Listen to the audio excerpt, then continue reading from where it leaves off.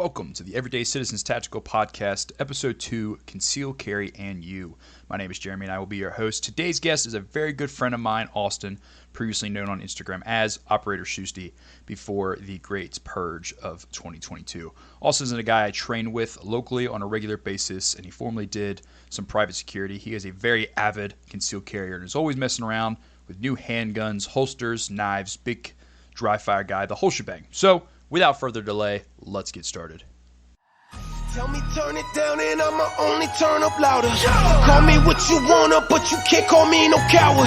Straight the numbers, we the people, still the ones with power. Fighting fire with fire, time to take back what is ours. Tell me turn it down and I'ma only turn up louder. Call me what you wanna, but you can't call me no coward. Straight the numbers, we the people, still the ones with power. Fighting fire with fire, time to take back what is ours. All right, Austin, welcome to the show. Thanks for coming on, man. You are the very first guest on the podcast. Oh, yeah. For everybody that does not know, me and Austin have been training together locally here in Kentucky for a couple years now, and we've become very good friends along with a couple other guys, and we actually met on Instagram. Instagram kind of brought us together. We did the whole meet your random homies online and meet up, and there were no black Suburbans that time. There were no black Suburbans, unfortunately, that time. But if you want to go ahead and tell everyone a little bit about yourself before we get into this. All right. I'm 26 years old. I've been in like the protection defense mindset the majority of my life, but I've been into guns and stuff probably since I was, I've handled firearms for about 10 years now. I've been into guns since I was a child. I'd go into church with squirt guns in my pockets, and they'd take them away, and then I'd pull another one out. And I've been doing concealed carry for a long time.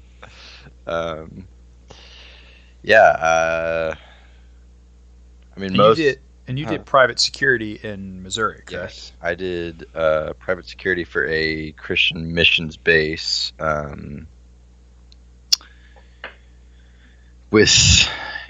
in conjoining with the Kansas City Police Department and the Grandview Police Department, because it was a split. Our properties were split between two different cities. Gotcha. I was a patrol officer, Class A. So we did the whole taser, the gun, the body armor, handcuffs, all that stuff, and driving training and everything. Awesome. All right, so we'll go ahead and kind of get into this. We talked about some topics for discussion before we started this, and the very first one is, and this is going to be not necessarily a super detailed episode, but really more kind of just hitting the general topics, and this can really apply to anybody. But the very first topic we're going to talk about is why should you conceal carry, and we're really going to kind of focus on the mindset portion of it as well. So go ahead and just kind of give your little general consensus about concealed carry and why people should, and just kind of the responsibilities that come with it. The first thing that always comes to mind when people ask that question is they're like, why do you conceal carry? I'm like, well, because I can't carry an AR-15 in my pocket. But not with that attitude. Well, my pockets aren't that big, Jeremy. Concealed carry is... It's weird because for me, it's not something I think about on the daily. It's just become part of life. It's why do you have a fire extinguisher in your house? Why do you have health insurance? It's just a simple thing of, this is another step to keep me and the people around me safe. Mm-hmm. And I think that kind of goes for most of us that have been concealed carrying for a long time now. It's just second nature. Before you leave the house, you're probably more likely to forget your wallet or something before you are your gun. Yeah. I know I am. I will 100% always forget other things that are probably a necessity before I forget my gun. Yeah, for sure. There are days where I don't take it off. I put it on when I get out of bed, and I don't take it off till I go to sleep. He is not lying. He wears his holster pretty much all day, even when he's just sitting in his house. Yeah. I'm not that guy that comes home and takes it off and puts it up in the room in the safe or something. Or even like on your nightstand. I just have it like with me all the time. I will 100% take my holster off because that can be very uncomfortable. I'm trying to just relax. But the gun follows me everywhere in the house. I mean, even when I'm over at like my significant other's place or whatever, like if we're just sitting in the living room, like the gun sits on the coffee table right in front of me. And that's just not an option to not have it with me, because even in the home, I think it's important that you have immediate access, if not rather immediate access to that firearm. Yeah, I've seen too many home security camera videos of people getting raided by random hoodlums. Yeah, there's no way.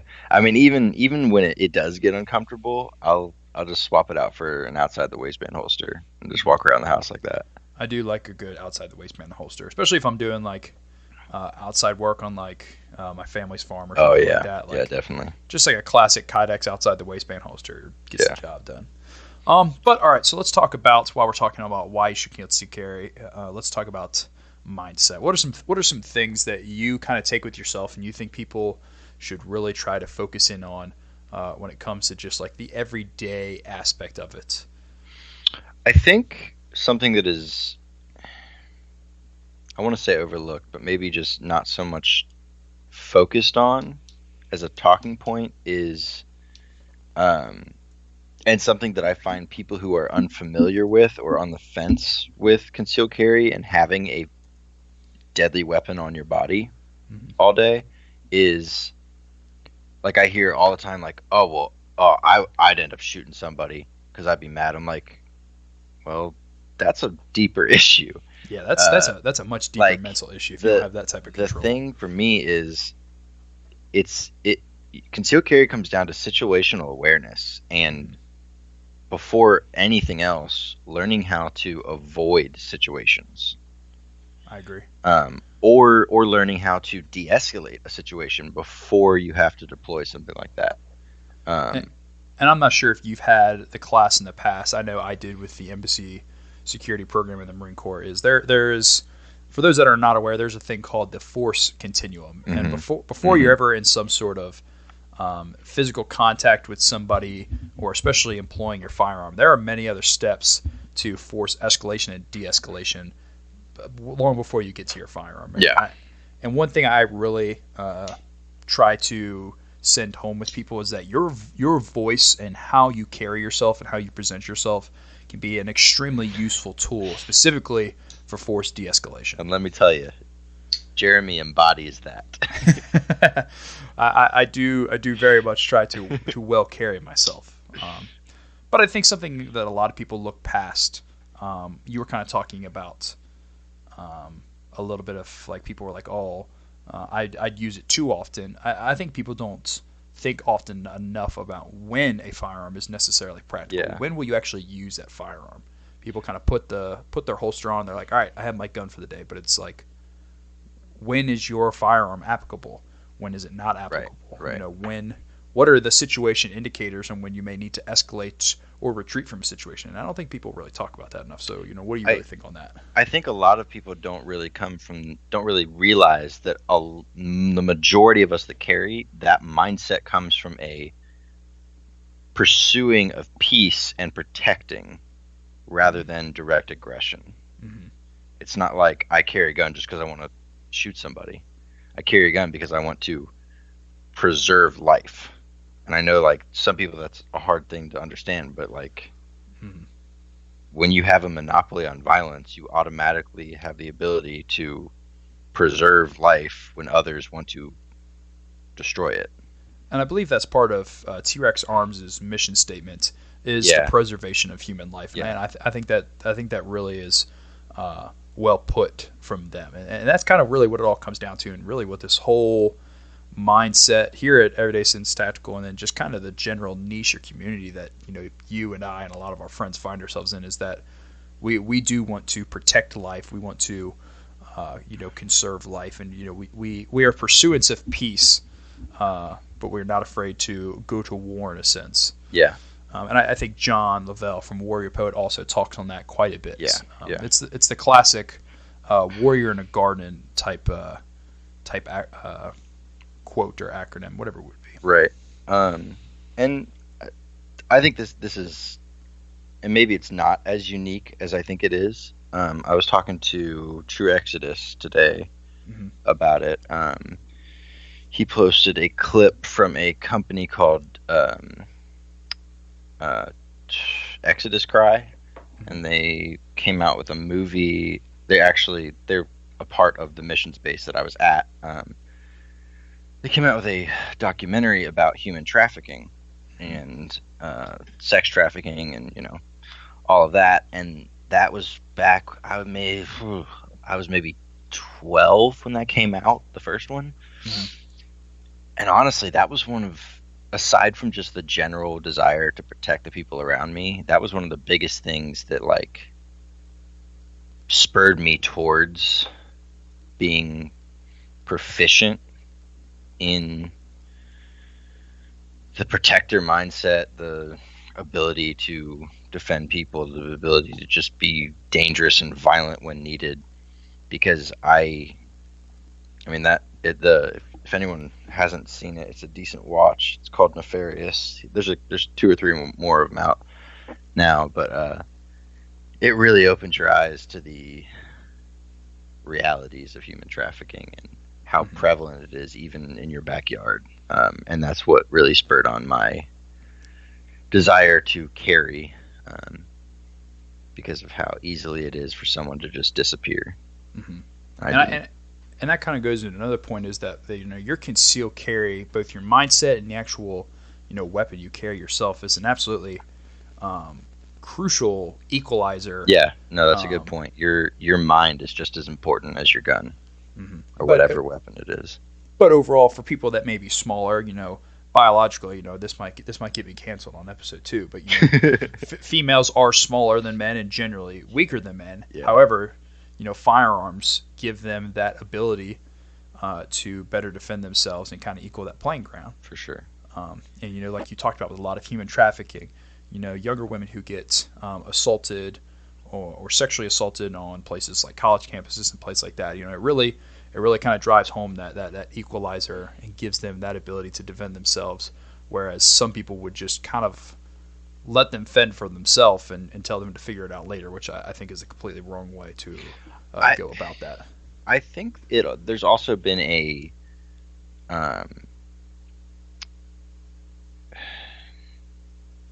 wrong depiction of the ability to defend yourself physically.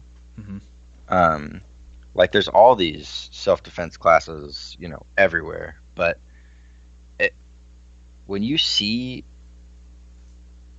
your average 180 to 220 pound man go after someone who's 160 pounds, in general, there's a disparity in the ability for that person to defend themselves. Even if they have skill, if that other person that is attacking them is even remotely close in equal amount of skill, they will always dominate them because just sheer force and power. And absolutely, when it comes to females, I've had friends be like, "Oh, what self-defense, Krav Maga or Muay Thai?" I'm like, yes, those are great. However, just buy a gun. I'm like, I get it. I get the hesitancy for someone who's unfamiliar with it. But they're really, they call it the great equalizer for a reason. And with on the mark of that of martial arts and self-defense and stuff like that, I'm really big of the mindset, man, female, small, big, that everyone should have a general understanding of some sort of grappling. Yeah. I pushed Brazilian Jiu-Jitsu to the absolute max. I did Jiu-Jitsu for years, and I had to stop this past winter just due to finances. Times are getting tougher, and it was unfortunately just one of those things that had to get kicked to the curb temporarily. Sure. But your ability to perform the basics of grappling as far as distance management, wrist control, arm control, just different positioning and stuff like that. Paired with your employment of your firearm goes a long way, and I really don't think it can be one or the other. You need to have the ability, knowledge, and knowledge to do both. We could have a whole session on talking about that. Oh yeah, because I mean, just as a general wrap up on this topic, and we'll get going. You can carry a firearm all day, and you can be really great with your firearm.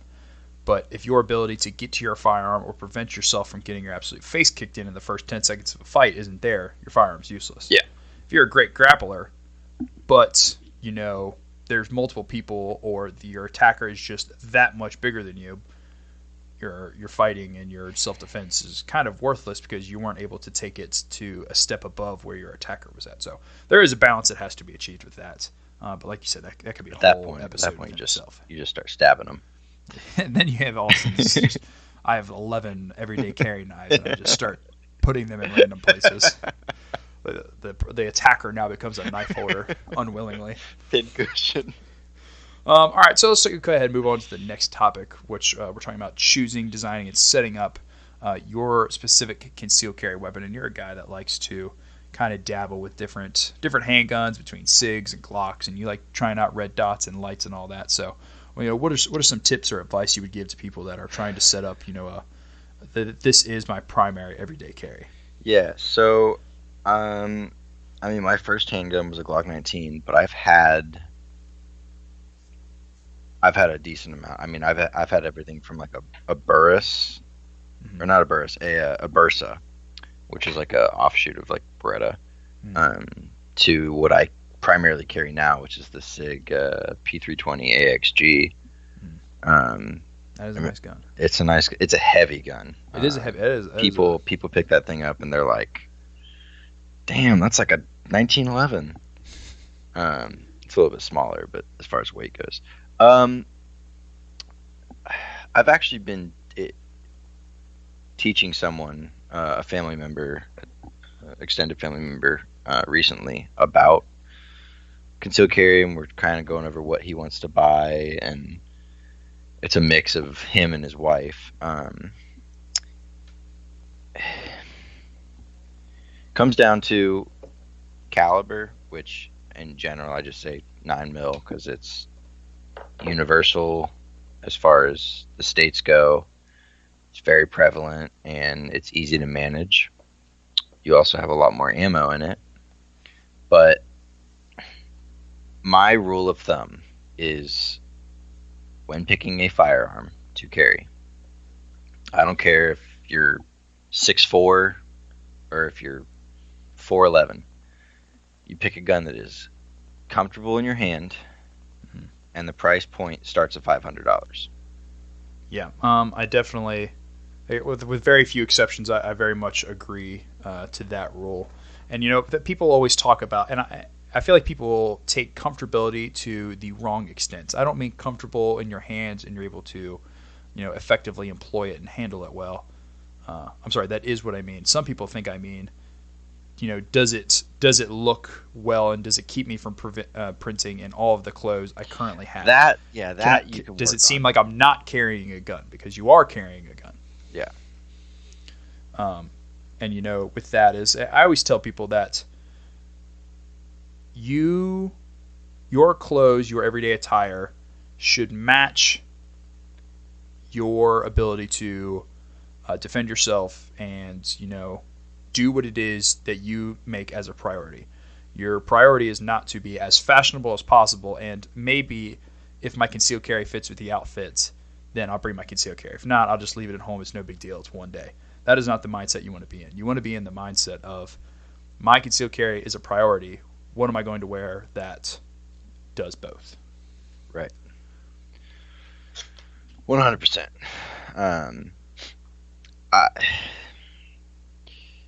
There is, depending on the firearm you buy, there are plenty of guns that you can buy, and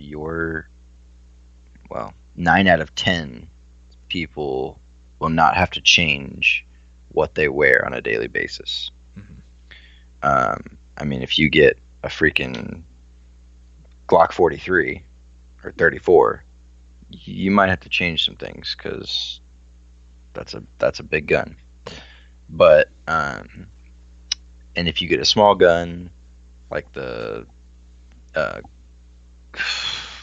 43, which is the subcompact, or the Sig P365, you can wear just about, 5-inch inseam shorts and a freaking t-shirt, and you'll be good. Because it's so small. But back to the thing that I really think is the litmus test, as far as I'm concerned. You can buy however many guns you want at whatever price point you want. But $500, in my mind, is the base standard of what a good defensive handgun can cost. Yeah. Anything below that, you're just risking a lot more problems with the gun, as far as durability and reliability and longevity. Like I see people when I was working at the gun store, people come in like, "Oh, I was looking at the Taurus." I'm like, no. No. And one thing I do want to point out for any female listeners that we have is we kind of generally speak from our perspective as guys concealed carrying, and it is completely different for you females. So I do apologize if our advice and or mindset or where we're talking from may not 100% apply to you. But my statement on dress for your own security is a priority, not the other way around, kind of does apply to you as well. Yeah. You may not be able to wear skirts and rompers everywhere. You may have to wear a pair of jeans and maybe a nice T-shirt that it provides a little bit more room. I mean, I am not well mannered in female clothing options. There is like a few Fit predominant. For Fia, Fit for Fia, Bulletproof, Blondie. There's a few predominant female concealed carry advocates on social media. Freaking and I suggest that you guys go check them out. Yeah, like Lena Michalek. There are better sources than us. Nonetheless, especially for the females, do not let your sense of my outfit has to be this to possibly sacrifice your own personal security. Yeah. But all right, so let's move on here with it. Just as far as the pistol, what is one of the probably the biggest things you think people should add to their flashlight? Pistol? I was gonna say. I was about to say is it a red dot or red a dots? light? Red dots are great. Red dots are great. Are, in my opinion, red dots are cheating. And if you're not cheating when it comes to your life, you are not trying. This is true. Red dots make it very easy to shoot really fast at just about any distance. You know, it's as weird as it is, and it's for you. Been doing it for years now, and I haven't got used to it. I do not prefer a red dot on my concealed carry, and I think it's only because of the amount of force on force training that I've done, and I've realized that engagements within 7 yards, I don't use my sights. Sure, I just don't. I'm confident enough, pointing and shooting. The term is surpassing me at the moment. Point shooting? Point shooting. Yeah, there it goes. I am confident point shooting, really up to about 10 yards when I have a pistol, but 7 yards confidently. And that is where most of your engagements are going to come from. I have a legitimate reason as to why I have a red dot on mine for close combat stuff. Because you like stuff. Well, yes, I do like stuff. I'm a gadget guy to the core. However, you 100% are. However, when I was working security, one of the biggest things that we focused on was hostage rescue. Mm-hmm. And while I can just nail a dime with iron sights, I am faster with my target acquisition with a red dot. Mm. So if somebody's got your girlfriend or your mom or your son and they're about to freaking kill him or holding a knife to their neck or something like that, I can and some people are faster with their iron sights, and that's great. Like, in my opinion, you do what works for you, whatever makes you the most efficient. For me, makes me faster on the draw as far as getting to my sight. And I think it's because it's a positive reinforcement with the red dot. I am more confident, even though I know I can make that shot with a iron sights. I'm more confident with the red dot. We went completely off track here when we said flashlight and then we went immediately into red dots. There we go. We could probably wrap up weapon simple. lights and flashlights fairly easily. You got to be able to see. Yeah, bad things happen at night. Yeah, bad things happen at night. At least 40% of the average person's lifespan is spent in what would be darkness. So you got to be able to see what you're looking at. And the reality of it is, and again, it goes back to the Force on Force training that I've done, and you've been there for some of it. Is it really does kind of suck trying to engage somebody in the dark with a handheld flashlight. Yeah, I was actually going to go ahead and talk about that with you. It's very. I did not like it. We did it a lot at our past Force on Force exercise, and I didn't like it. I 100% preferred the weapon. We light. both carry with a weapon light, but also we both have handheld flashlights on us. Yeah. And while you can use it, it's one thing to like be stationary and shooting with one hand and a flashlight in your other hand. Moving and shooting with a flashlight in your hand and then a gun in your other hand. Completely different ball. That gets tricky. Can be done, not fun, not yes. easy. Yeah. I remember very specifically chasing Peyton, trying to we were maneuvering around those cars. Yeah. And I found it almost impossible, even with my glow in the dark night sights on my Glock. Oh, I'm sorry, I guess I didn't even have that because we were using the blue pistols. Yeah, we were using the, even with just with a handheld flashlight in one hand, only one hand on the pistol. We're moving around those vehicles. I'm trying not to get shot by Peyton, and I'm trying to engage. Like, it just that did show me how much of a difference night sights makes. It was a huge difference because until that point in time, I don't think I'd ever actually done Force on Force with a handheld flashlight. It was only ever a weapon-mounted flashlight. Yeah. And on the range, I do most of my handheld light shooting stationary. Yeah. So that was definitely a big eye opener. Regardless, everybody, you need to have a light. Whether it's in your pocket, it's on your gun, you need a light. Yeah. Which brings us into our next topic, which is EDC. Their everyday carries, and we're going to start with knives, as you are the knife man. Right. So what people need to know about knives? Growing up, the rule of my house was you don't leave your house without a flashlight, your cell phone, your wallet, and a knife. Obviously, that's expanded a little bit since then. It definitely has expanded. Knives. In my opinion, knives are more tools. Well, pocket knives are more tools than they are weapons. They could definitely be used as weapons. However, it's not something that most people are comfortable with.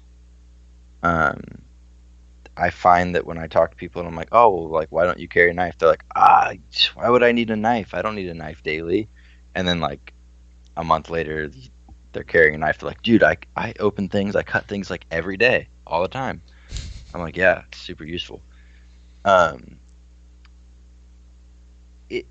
Even if it's like a freaking Leatherman with a knife on it, like something. It's just something that, I mean, if you get into a car wreck and you're stuck in your car because your seatbelt won't open, you can cut the seatbelt. I mean, there's so many. I could go on. We could go on for hours, but things you could use your knife for on a daily basis. Now, there's different types of knives. I like switchblades. That was going to be my next question is, do you usually, is your advice for people to carry a switchblade or a classic folding knife, pocket knife on a daily basis? And not everybody carries 19 knives, so you got to pick one. Right. So, well, regularly I only carry one. I could have sworn you carry like at least 3. My plate carrier, I think there's 3 on my plate carrier. You have a ridiculous amount of knives when it comes to your gear. So a lot of people are scared of switchblades and stilettos, but modern stilettos have a safety mechanism that makes them safer than every single other knife. Because while it's kind of uncommon, it's uncommon to get cut at all by your own knife while it's in your pocket. Flipper knives can come if you're in like a tussle with somebody. If you're wrestling with somebody, you're in a fight. That can come, or you're climbing, or you're just doing something really active. That a flipping knife can come open in your pocket and just stab the ever living crap out of you. A switchblade, a modern decent switchblade. I mean, don't spend like $20 on one, but a decent. I mean, I've spent $400 on one before, but switchblade will not activate unless you make it activate. So I like that. Except at the time mine opened in my pocket. Yeah, that's because it's a cheap switchblade. But and I forgot to put the safety on. Yeah, that too. If a switchblade comes with the safety, that usually means it's supposed to be used. Safety. Yeah. I was playing with it with small children and forgot to put the safety back on when I put it in my pocket. And then I walked out into the parking lot and there was a hole in my jeans and my knife was stabbing me in the thigh. I was like, this is awkward. Whole scenario. I still have that. I still have that pair of jeans. That was my favorite pair of jeans. Still, there was a hole in it. Dang.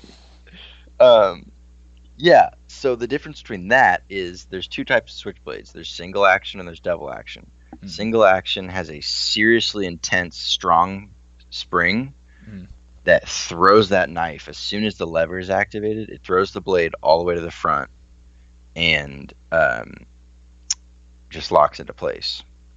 And in order to close that knife, you have to release a lever and then pull a lever back. Those are more dangerous as far as for you, because if they are pressed against skin, they will go into your skin. I mean, not like in the movies where it goes straight into you, but it'll go like an inch into like an inch at most into your body. Whereas with the double action ones that have the spring gets activated and it just quickly catapults the blade forward, but that whole time it's being moved forward, it's just by inertia. It's not being pressed with a spring. So if it comes in contact with anything, even paper, the blade stops. So like I can just activate it against my leg and nothing happens. A lot safer. Also, they scare people. I mean, when you activate a switchblade, people are like, "Oh my god, that's terrifying." People think you know what you're doing automatically because you have a switchblade. It's a good deterrent, kind of like a lightsaber. Speaking of lights, so we kind of already hit on this a little bit, but carrying, just your classic pocket lights. I think just an absolute definite go-to. I would argue that I might use my pocket flashlight more than I use my knife. Oh yeah, yeah. And I definitely suggest you don't have to pour a ton of money into a hand light, but buy a quality light. Buy a good name brand light. A good Streamlight flashlight is like $45. Yeah, I also carry a Streamlight. I've always carried a Streamlight.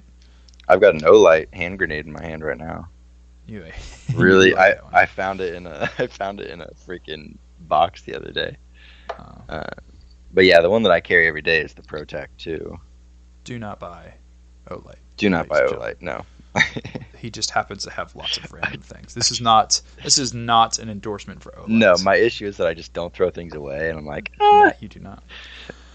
So let's talk about medical. Now, yeah, I am the medical guy between the two of us, but medical is a part of EDC, whether it's vehicle on your person, whatever it may be. So what do you carry for your medical EDC? Where is it?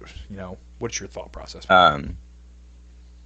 I normally have a trauma kit with like gauze, chest seal, and a couple tourniquets in my car. Depending on the job that I'm working, I'll probably end up putting something like that in my bag that I go to for the current job that I'm at. But when I was working at the nightclub, I always had extra tourniquets and chest seals and pressure bandages and gauze and stuff, because wild stuff would happen. People would slice their legs open on glasses that were broken on the ground. So I mean, it's not like you only carry medical because, guns, like, and that girl with the horse, that Indeed. lady. That was a crazy story. Crazy things can happen, and Mm-hmm. being even mildly proficient in medical can literally save someone's life. And with medical, there's a lot of people that debate carrying medical on your person. Is carrying medical in your car sufficient enough? I personally don't carry medical on my person. I would. I don't know where. Yeah, I don't know where I would. I mean, I know where I could, but I don't have the room to. Like, I can't think of a single place on my body or in a pocket where I could keep a tourniquet where it wouldn't be just obnoxiously evident that I have something in my pocket. Yeah, same. Especially with being the thick, well-fed young gentleman that I am. Facts. So I personally keep a full medical bag in my truck. It has airway management. It has the full, March algorithm classic Ifak. Probably the equivalents of 3 or 4 of them in the medical bag. I have splinting materials. I have burn treatments, hypothermia treatments. I have a C-collar in my bag. I have a lot of stuff in my med bag. I don't think I have a YouTube video up on it yet, but I have a pretty in-depth bag. It's fairly similar to the one we set up for our group. If anybody wants to see a decent, pretty really good nice setup for a medical bag that you can make as a civilian, go check out. Let me pull up my YouTube here real quick, and I'll be able to tell you what the name of that. What that is. Let's see. My videos. Jeremy's basically ready to do everything except for perform actual surgery. And we're getting there. We are getting there. It will not be long. It's called the Minuteman Medical Bag Breakdown, and there's a review of the Excellent Elite Medical Bag, which is a very good bag. And that bag does have a lot of money put into it. However, if you're a person that wants to carry serious medical gear, that is probably the most affordable and well thought out option to go. If you're looking for something smaller to keep in your vehicle, there are lots of very good kits out there. We now sell a kit, the Everyday Ifak Plus, which is basically the equivalence of a March Ifak mixed with some everyday first aid items. Fits underneath the seat of your car, fits in your kitchen drawer, that kind of stuff. So I will not plug my own products too much on my own podcast.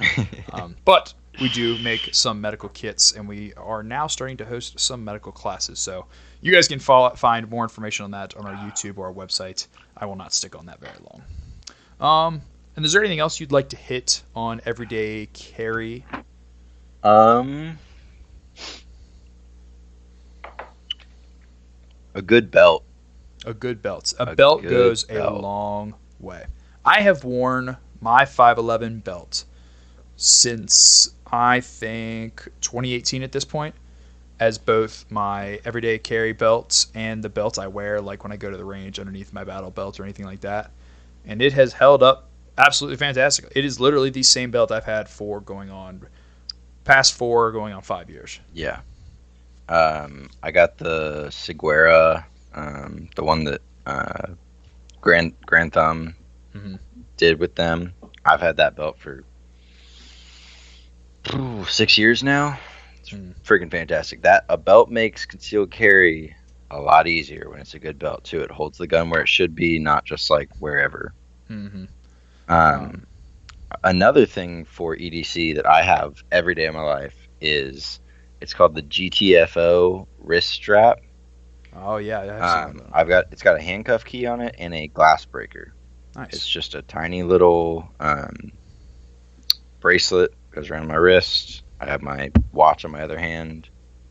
The only time I take it off is to shower. And that's pretty nifty to have. One other thing I hit on. One other thing I hit on with EDC is there's lots of things that you can carry on your person. Lighters, chapsticks. I do carry lighter and chapstick. Your keys, all types of stuff. We won't get into the super depth of everything you could ever possibly carry for EDC, but you should understand the capabilities of everything you may carry on your person every day? What is all of the capabilities of your lighter besides starting a fire? Yeah. What can your keys do for you? Do you carry a small little multi-tool on your keychain? All that kind of stuff. It comes to a matter of comfortability and utility and how much you need and can carry comfortably. Because there is a limit. You don't need to carry the whole kitchen sink every single day. And there's people that do. There's people that wear tactical pants everywhere they go. And they put a full Ifak in their cargo pocket. And they have We're a going to touch multi-tool on in that their on belt. the last slide. The very last one? Yeah. All right, we'll save it for that then. Before we get on to ways to train, let's talk about holsters really quick. Because you also are a guy that is very holster diverse. Yeah. So what should people look for in a quality holster, and kind of what kind of guidance would you give them on holsters? So the best holster you can get is the one that is comfortable to your body. The issue with that is there it is. That's the podcast. The issue is, unless you got a friend who has that holster, you can't just try it. You gotta spend $150 on the holster and get it sent to you. And learning from the people who have used a lot of holsters, and I have used a lot of holsters.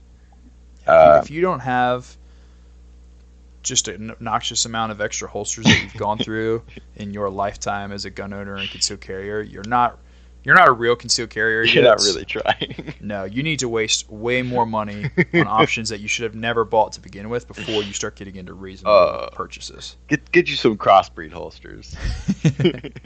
I promise, leather is fine. Yeah, it'll never warp on you ever. Nylon, also good. Also, yeah, nylon is peak performance. I I mean, am people hate it. completely But kidding. Do not listen to any of that. You want a good Kydex holster. Tier 1 concealed, T-Rex arms, and Bravo. TXC from True Exodus. And I've been carrying a TXC for years. Bravo concealment. Bravo Concealment, I've heard makes good ones. Also, the Folster. I'm not familiar with it. It's the one that Fit for Fia uses. Oh, yeah. It's like a whole rig that goes around your body. So if you're wearing pants that don't have a belt line, like a belt loop, so you can't really secure a belt, it secures around your waist and sits under your pants. And that's pretty neat for people who wear dress clothes all the time. That is a really good option. And it's got a lot of modularity. But what I've found, I've used a lot of one-piece holsters and two-piece holsters, and then holsters where it was just the gun and the magazine carrier were separate. I prefer the new T-Rex arms / original Tier 1 conceal style where there's a pivot point in the middle. I that's how TXC's is, and I love the pivot point. It's so much more comfortable. Yeah, because it allows a little bit of flexibility and isn't as rigid on your body. Yeah, and it definitely moves with you quite well. Yeah, I think the more flexible holster specific, for the ones that are, you're trying to carry that knife or you're trying to carry that extra magazine, whatever it be. Yeah, flexible is definitely the way to go. Yeah, the neat thing about the new T-Rex arms holster is they've come out with a double pistol. Yes. So that was a hilarious video. If you guys have not seen T-Rex Arms' April Fool's Day video where they dual wield pistols, you need to go watch it. My favorite thing is it's not even a joke. They legitly came out with that product. I know that's even funnier because he even says, "Don't buy this," and then they put it on their store. But somebody bought it. But the reason they did put it on the store is because it allows the option for so many different modifications that you can use outside of a another gun holster. You can double stack magazines. You can add a knife holster and a pistol magazine holster. There's just a lot of mix and matching you can do with it. So it's T-Rex Arms, man. They be innovating. They do every day. Something like that. All right, so let's move on. Let's see. Ways to train, whether you're an absolutely new person or you're a person that's been doing this for a while. Classes to take. How do people improve their skills? How do people start to find the ways to apply everything we have just talked about? Okay, first things I was thinking of was YouTube can be your friend It can be. if you know where to look. The major guys like Milspec Mojo, Grand Thumb, and some of his videos, and T-Rex Arms really, and Warrior Poet Society, John Lovell, Yeah. are really, really putting out a lot of fantastic information and instructional videos on how to carry, how to adjust, like how to fix certain issues in your shooting, and just the mindset of everything. Yeah, John Lovell from Warrior Poet Society really hits on the mindset portion. Yeah. Lovell is He's a gentleman. Yes, he is. And He a is scholar. truly a warrior poet. Absolutely. Another thing, friends. Friends are your friends. And if you have friends who are competent, and that's hard to judge when you don't know what you're doing. Mm-hmm. I was going to hit on this, but go ahead. But like today, I had someone. She was approaching me about. She was having issues with her recoil. She sent me some videos of her shooting, and immediately there were like a couple things that I saw that I was like, "Oh, these are easy that you can just adjust, and it'll be so much better. It'll feel so much better." And having people like that, like I've had so many people like that in my life. In the past 6 years of just there, I was like, hey, give me some constructive criticism, or hey, I'm having this issue, and does anybody know anything about this? And I'd have like 5 people come back at me and be like, hey, here's this, here's how you could do this. I did have an instructor in Kansas City. That guy is the best shooter I've ever met in person. Shout out to Travis Dammy. I think his Instagram handle is Damme, Damme good. Mm-hmm. Dude is a monster. But he taught me so much. And that's serious value in friends who are willing and able to teach you cohesively and help you understand things. Mm-hmm.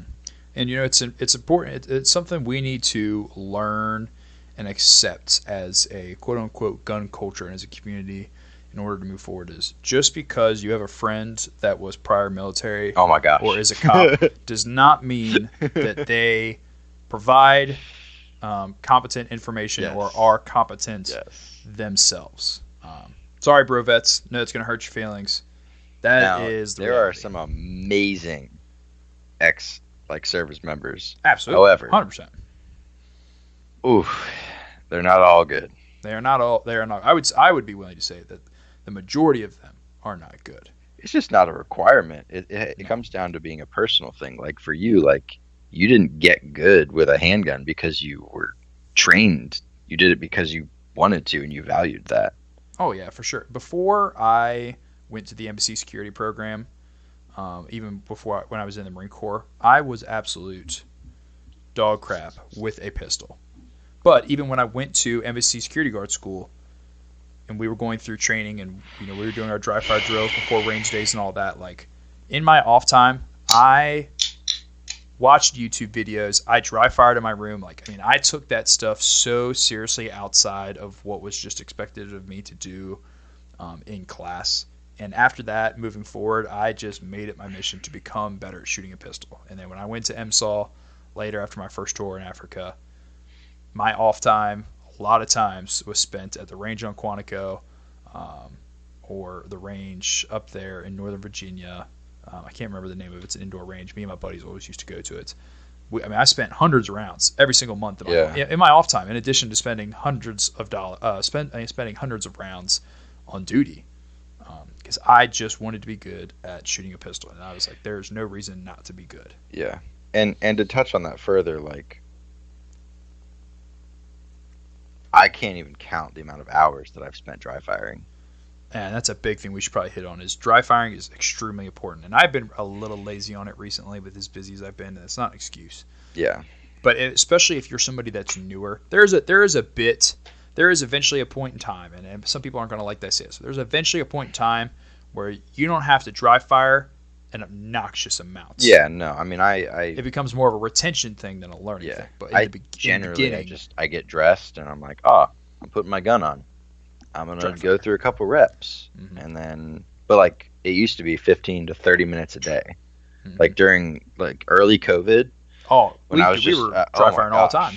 That's all we did. It was every day for 30 minutes, at least. Especially when it was like an Instagram trend to post all of your dry fire videos. Yeah. I mean, we were making endless edits of dry fire videos. All of us were. Everybody knows they were. But it made us better. It did. It made us better. It did. I even know, like on a daily basis here in my apartment, there will be random times I'm just carrying my gun from room to room, and I just kind of grip it, present it forward, to take a few steps, and kind of just move my body and feel my pistol. I may not dry firing, but I'm holding that pistol. I'm moving with working that on the mechanics. Yeah, working on mechanics.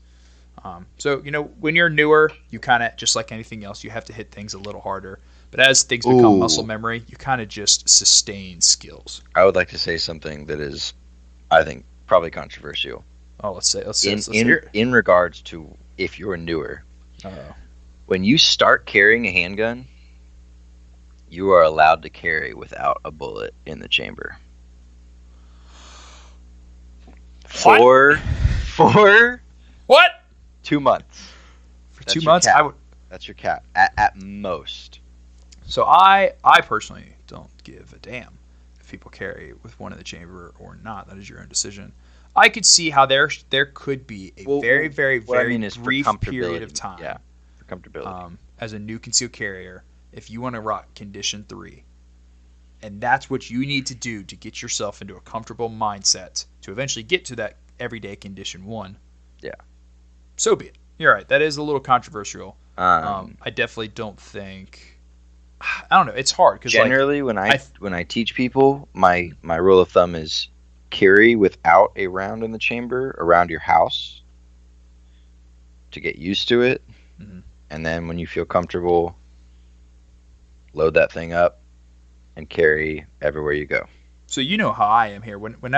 If my gun is not in a holster on me, my pistol is Condition 3. Yeah. Like if I'm sitting here at the house and my gun is sitting on the couch next to me or sitting on the coffee table, I personally always leave my pistol Condition 3, because if that's not on my body, it's not in my hand, it's not in a holster, there is the possibility for an accident, and I'm trying to avoid accidents, especially with my girlfriend's dog running around, or you may be a guy with children. Yeah, I mean, I've got a niece that comes around every now and then. Yeah, I mean, you already got to pick up the gun as it is if you needed to use it. Right. There's always the argument: how long do you have? How long do you have to defend your life? And one of my old instructors from MSAL always used to say, "You have the rest of your life." Which just basically means until you. But nonetheless, there does need to be a little bit of common sense on our part. And I know we hate using the term common sense when we talk about firearms. When it comes to just general safety. Yeah. Don't leave a loaded firearm just laying on the table and then walk away from it and just expect nothing to go wrong. That's just to me, I think that's just practical. And you know what? I could probably leave my gun laying around the house, Condition 1, all day, and nothing could ever go wrong. But the day something finally does go wrong, I have to look back and be like, this could have been prevented because of X. Yeah, I mean, I have several firearms in my room at all times that are loaded, that are, for the majority of the day, just, left alone. And, I mean, come a serious life change, like I get married and have kids or something, that might change somewhat. But right now it's kind of like no one ever goes in my room. It's my space, And, I think we should go ahead and reiterate to everybody that outside of a very brief learning curve that we talked about in the beginning, you should carry with one in the chamber at all times when you are out of your actual house. If that gun is in your holster and you're in public and there's the possibility that you may need to use it, unless, again, you're in that very, very, very brief learning curve window, you should be condition 1. There's no excuse not to be. Your gun is safe. It's in a holster. Your holster is designed to shield your trigger and your trigger well, or not well, just the whole housing unit there itself. The term is escaping me. If you're carrying a proper concealed carry holster, your Kydex from your holster covering all the ability to fire. Will cover all that ability. And if you're carrying a Glock that may not have an actual physical safety to put on, everybody knows that thing has internal safeties and other things that go along with it, or things that act as safeties to prevent it from just randomly going off. I don't know. If all you do is watch Hollywood, they turn that thumb safety off all the time. Nonetheless, yeah. So carry with one in the chamber. Do not be the guy that has to both draw their pistol, load their gun, and then expect to engage when somebody's already right on top of you. Yeah. I think we have hit. Let's see. So we talked about dry firing. Classes. What are some things people should look for when it comes to classes? I know you and I have both kind of got a lot of our training through the professional means, and then us together a lot. But what are some things people can look for? So something that always stuck in my mind is something Lucas from TRX Arms says. If you just do a quick observation of a instructor, and he cannot correctly and efficiently do what he is teaching, do not listen to him. Absolutely. If he's just spitting out information but actually can't implement it, he's probably not the teacher that you want.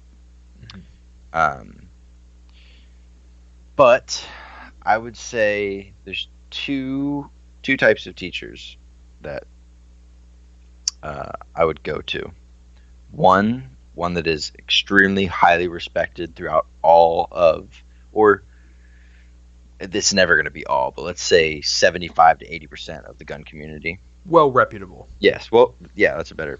Well reputable. Don't go to Chicago Dust. Classic. Or someone who you see, like at some point, Lucas was just some guy who just shot. For sure. Like someone who you see is proficient and does things safely and is faster or more accurate than the other guys around him. Go to that guy. He doesn't have to be like, you don't have to be the dedicated teacher of life from him, but like just see if he'll give you pointers. Like just learn from those around you who you see. And if there are no people like that, go to the range and you'll learn from trial and error by the people that are around you. Ask questions. Please ask questions. And when you're looking for classes and you're looking at the instructor and/or instructors, some of the big things that you should probably consider before taking that class or considering taking more classes is the instructor and/or instructors professional? Do they speak and carry themselves well? And dang, I had a third one on my head, and I was like, I need to remember this before we get to this.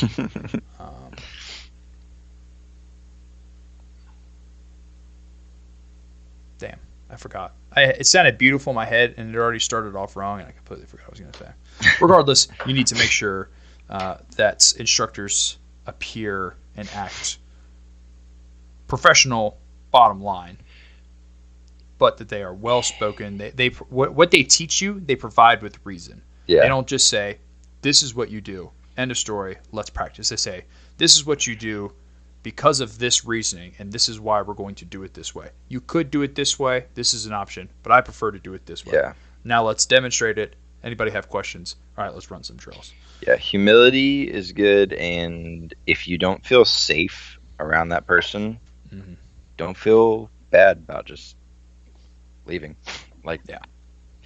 These are dangerous weapons. I mean, I know a lot of us are so comfortable with them that it's like, it's just another thing. But at the end of the day, it's your life, and if you don't feel comfortable, don't stick around for something like that. Oh, yeah. Anything else you want to hit on when it comes to ways to train, classes to take, anything like that? Anything else you can kind of hit on that? Do it. Yeah, you just do the thing. You got to take classes, Do it.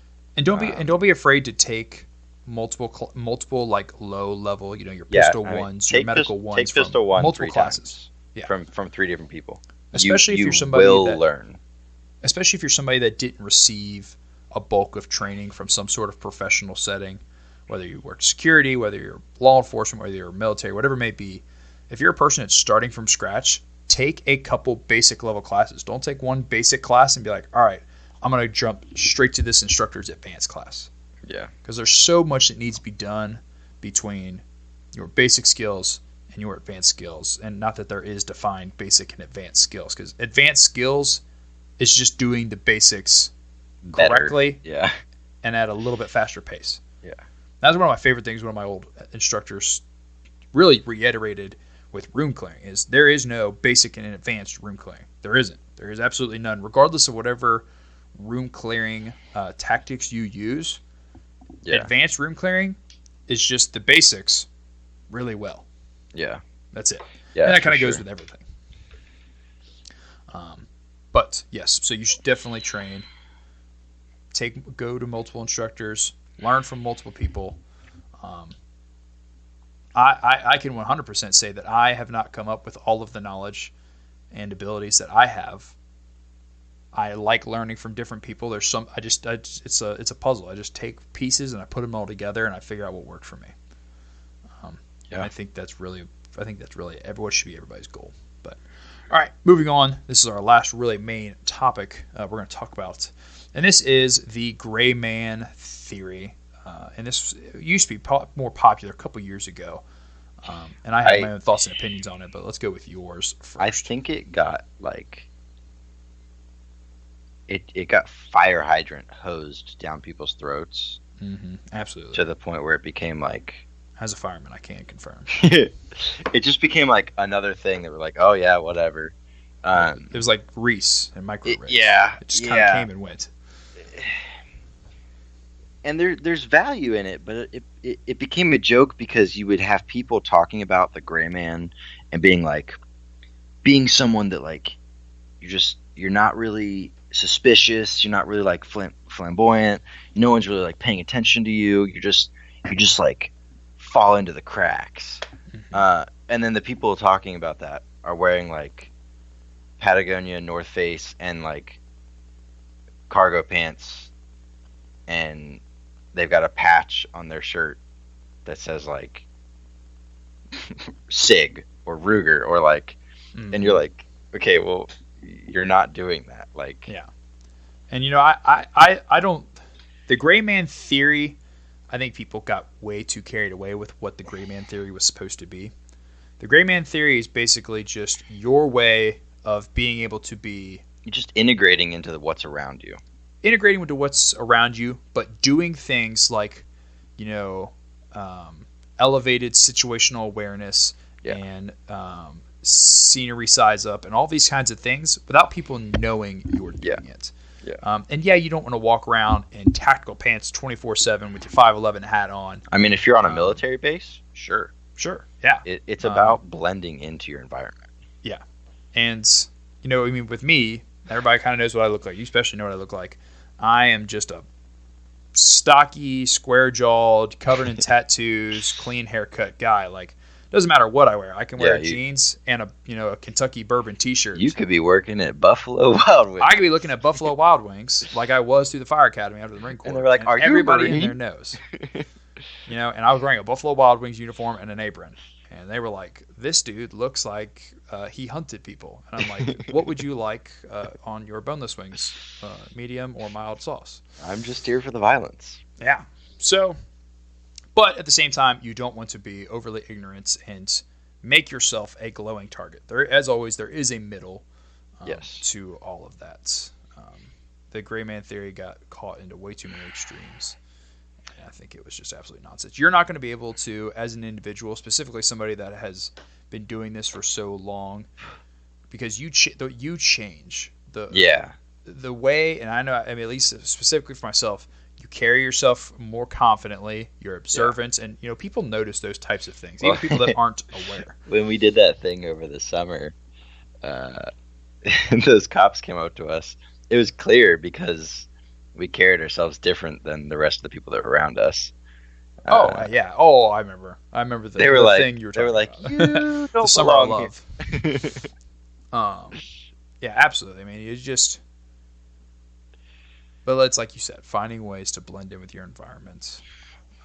And you're not going to always 100% blend in with your environment. There are ways that you could. You could sacrifice certain things. Yeah, that's what I was going to say is don't let it consume your life. Yeah. Don't think you just have to be hidden from society at all times. It's just it comes down, like, the aesthetic wise, it comes down to, if you're in Afghanistan and you're white, don't be clean shaven, have a beard, you'll blend in more.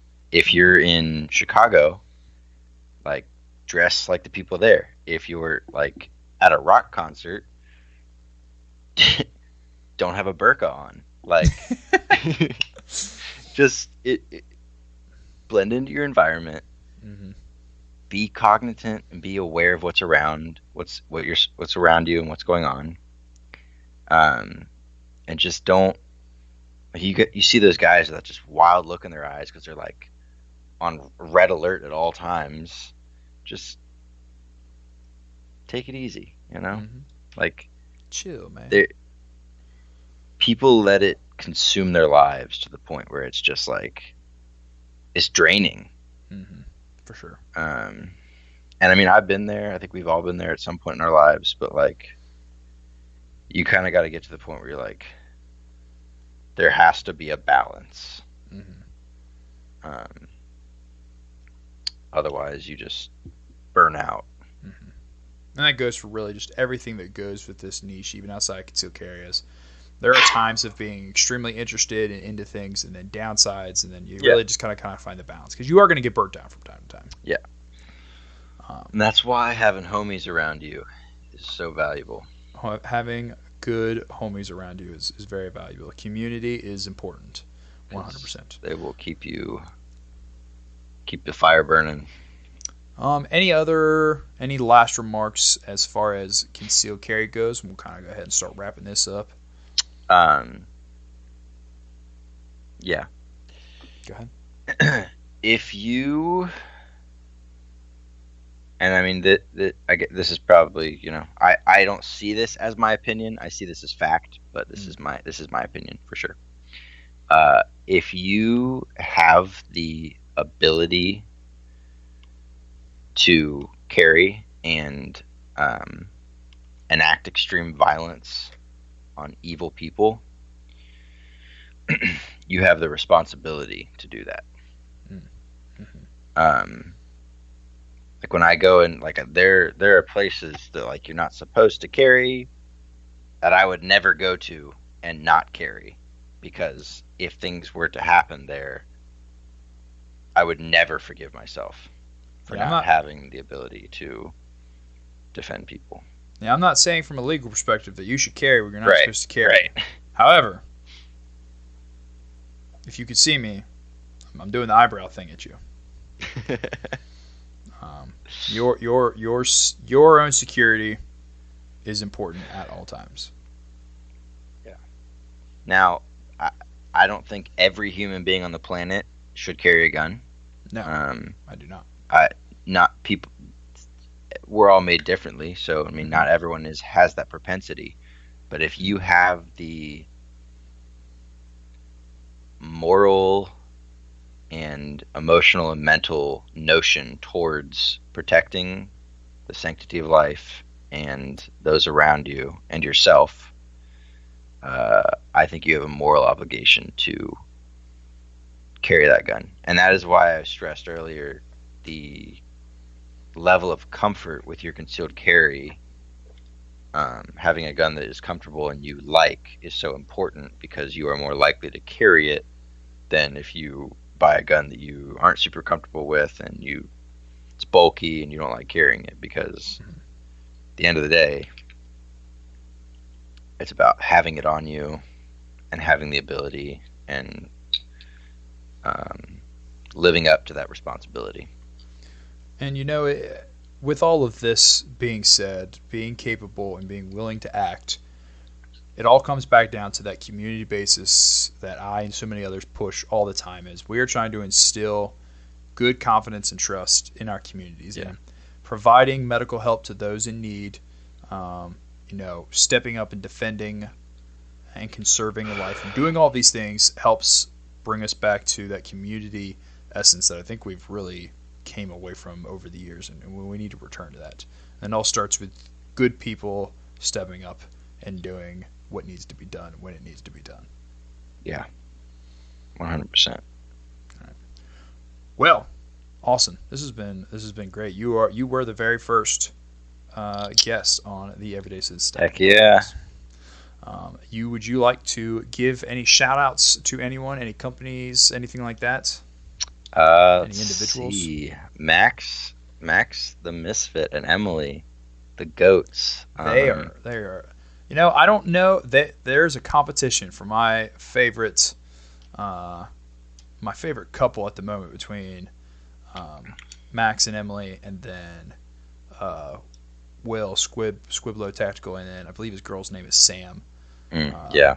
Between just the Goon couple and the Cowboy couple, Max and Emily have my heart. Hey, I love them too, but man, Will and his girl have a special place in my heart out there, freaking chaps and all. Yeah, it holds a special place. Will, what a guy. Anybody else? Bravo Concealment for they just asked me to work with them, so that'll be cool. That's cool. Thanks, guys. And Goon Operational Group, Elijah and his wife, for just doing what they're doing and fighting for the Second Amendment and the culture, as well as T-Rex Arms and all those guys. Mm-hmm. And my local boys. Oh yeah, brother. Big shout out to Max and Dave. I'm probably going to give them a lot of shout outs here in the beginning. For helping me. Yeah, thanks for helping us get this working, Dave. Helping us getting this podcast going. Especially Dave, really helpful here. I wouldn't have moved forward without your guys' help, because I would have had absolutely no idea where to start. So thank you very much to those guys. Thank you to everybody that stuck with me through the purge from Instagram to staying with me on YouTube and Telegram and all that while I kind of clawed my way back in. So thank you to everybody for the support that we have, that I've seen so far. And then, of course, the local homies, the guys I train with all the time, the guys I prep with, all of you guys. Absolutely appreciate you guys and everything that you guys do. All right, Austin, thank you for coming on, man. This has been a pleasure. You got it. That is the end of episode 2 of the Everyday Citizens Tactical Podcast, Conceal Carry and You. As always, guys, train hard, train often. Tell me turn it down and I'ma only turn up louder. Call me what you wanna, but you can't call me no coward. Strength in numbers, we the people, still the ones with power. Fighting fire with fire, time to take back what is ours. Tell me turn it down and I'ma